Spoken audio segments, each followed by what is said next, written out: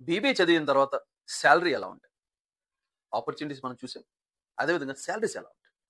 On average 30,00,000 per annum ఒక స్టూడెంట్‌కి వచ్చే సాలరీ. సార్ మేము బీబీఏ చదువుకున్నా మాకు ఆ సాలరీస్ రావట్లేదు. ఎందుకంటే you are not unique from others. మీరు అందరితో పాటు క్రౌడ్‌లో నుంచున్నారు. మీరు డిఫరెంట్‌గా కనపడడానికి మీరేం చేయలేదు. మీరు డిఫరెంట్‌గా కనపడాలి అంటే ఇక్కడ వచ్చేసరికి కొన్ని సర్టిఫికేషన్ ప్రోగ్రామ్స్ ఆ సర్టిఫికేషన్ ప్రోగ్రామ్స్ చేయాలి. ACCA, digital marketing, six sigma, CA సంబంధించిన పేపర్స్ అలాంటి మరి ఎన్నో రి సర్టిఫికేషన్ ప్రోగ్రామ్స్ ఉన్నాయి. హ్యూమన్ రిసోర్స్ సంబంధించిన సర్టిఫికేషన్ ప్రోగ్రామ్స్ ఉన్నాయి.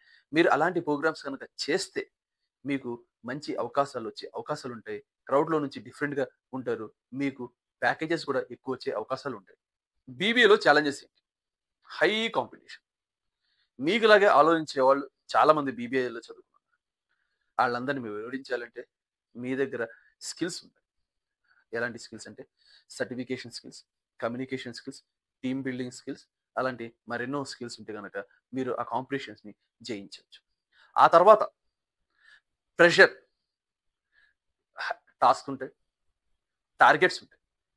అవన్నిటిని మీరు గనక అధిగమనించినట్లయితే సింపుల్‌గా తీసుకొని ఒక స్ట్రక్చర్డ్ వేలో గనక పని చేస్తే గనక మీకు ఆ ప్రాబ్లమ్స్ ఉండవు.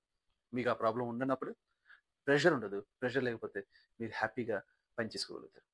ఎప్పుడు కూడా పనిని పెండింగ్ పెట్టకుండా ఎప్పటికప్పుడు చేసుకుంటూ ఉంటే డెఫినిట్‌గా ప్రెషర్ అనేది ఉండదు.